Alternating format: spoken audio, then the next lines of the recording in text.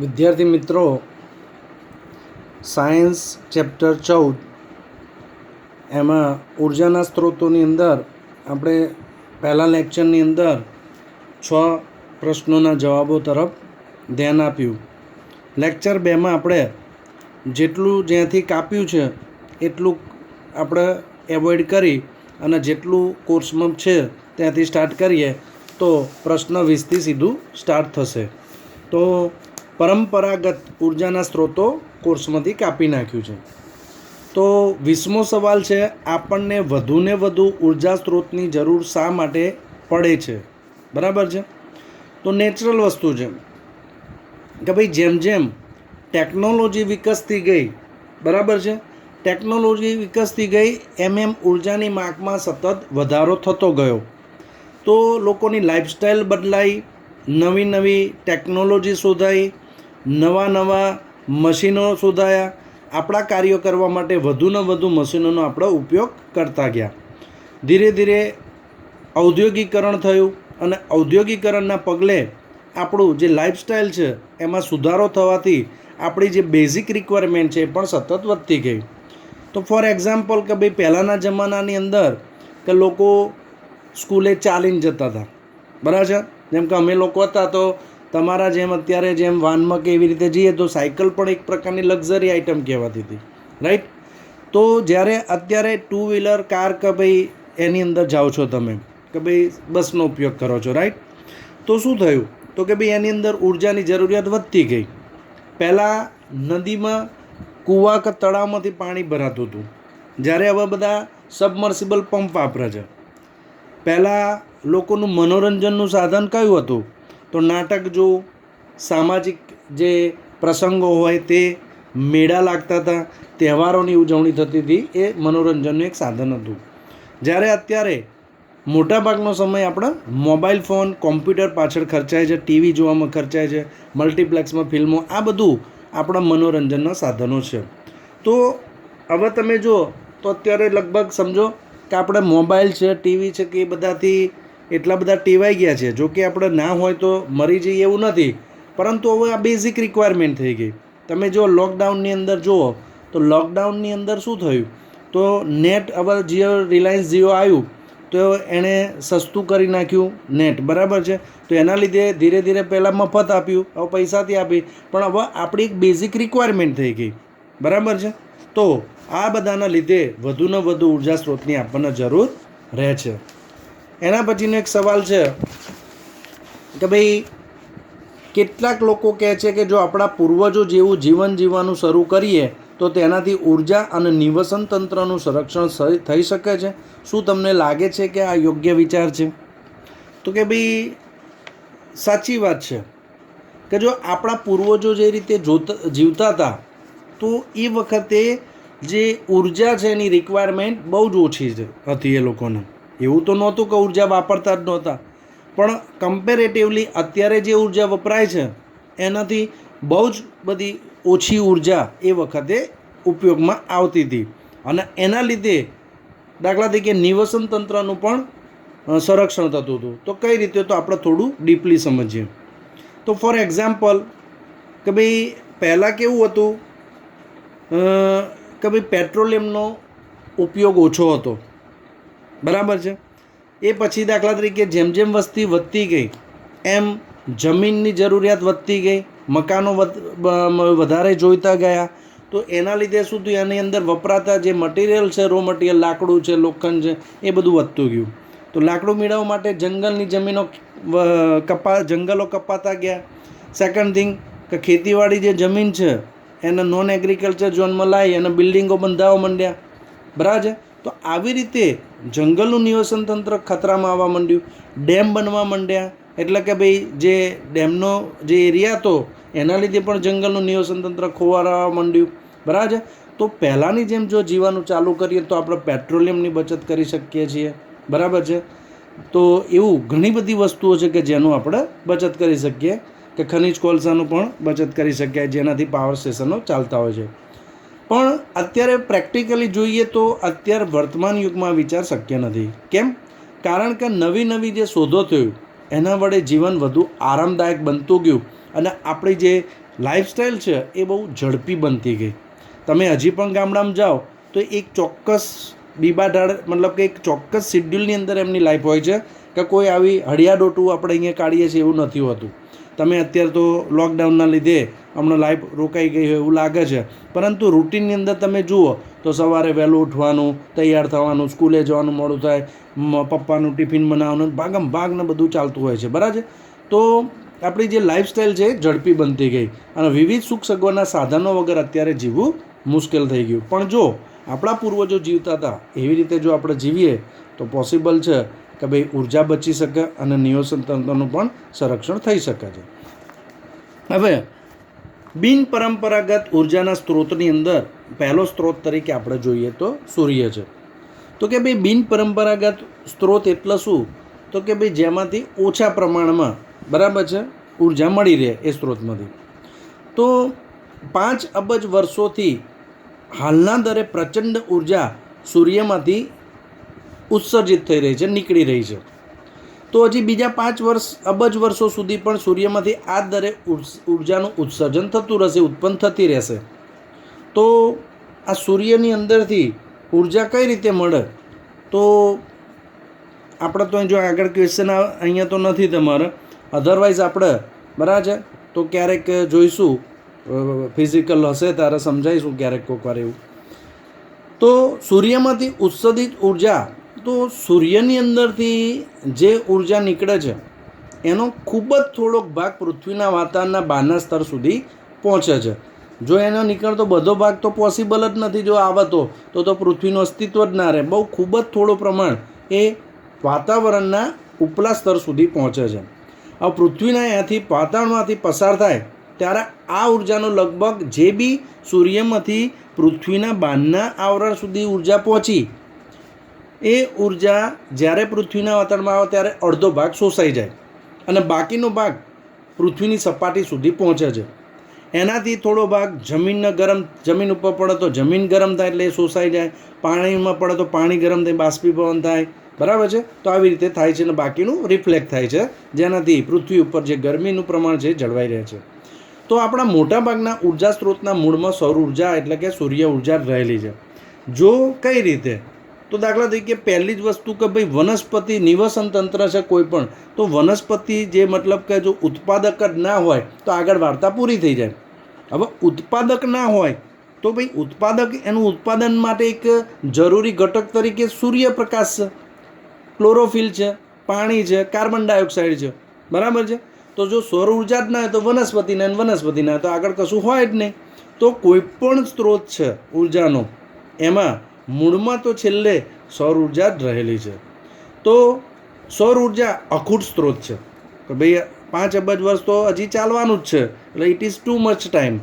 તો તે હવે ખૂટી શકે એમ પણ નથી.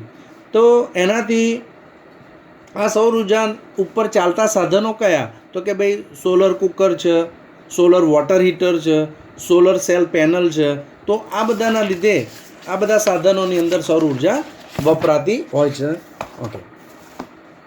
તો વર્ષના મોટા ભાગના દિવસો દરમિયાન ભારતમાં સૌર ઉર્જા પ્રાપ્ય છે.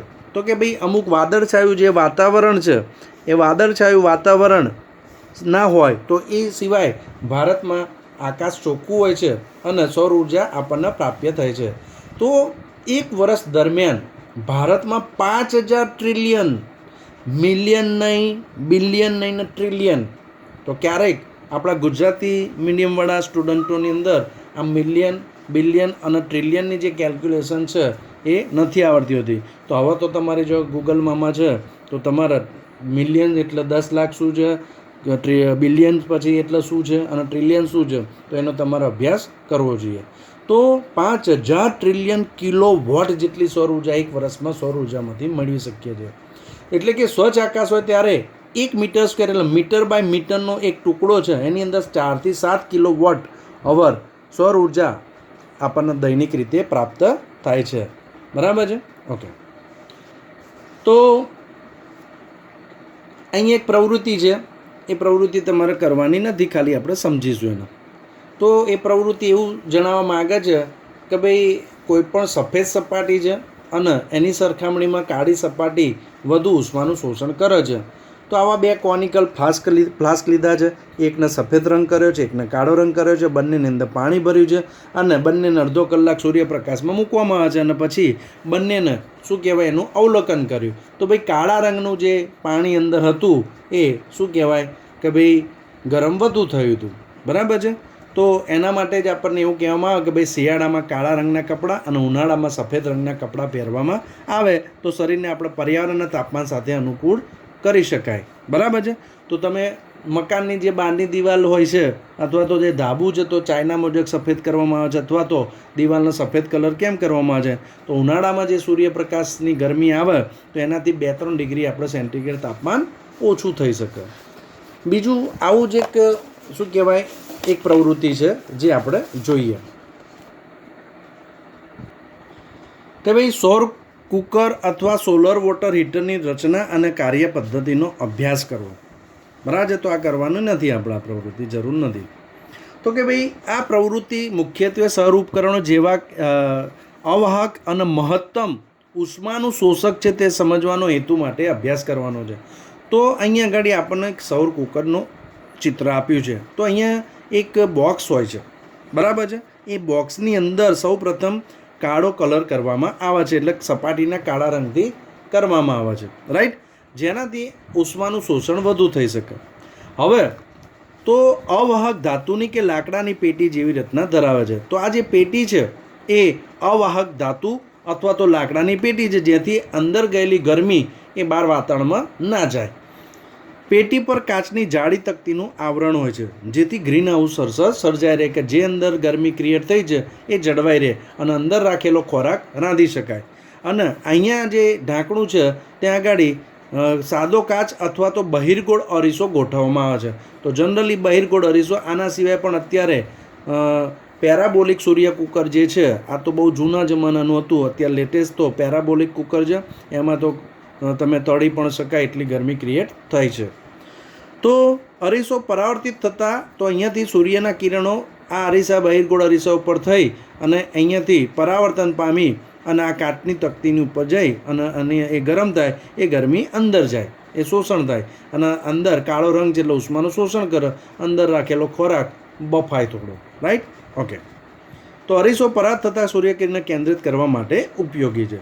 તો અહીંયા કાચની તકતીનો ઉપયોગ ગ્રીન હાઉસ અસર ઉત્પન્ન કરવા માટે થાય છે. તો સૌર કુકરની પેટીની અંદર ઉષ્મા કેવી રીતે પરાવર્તિત થાય છે તો કે ભાઈ આ બહિર્ગોળ અરીસો છે એના દ્વારા પરાવર્તન પામે છે. ઓકે.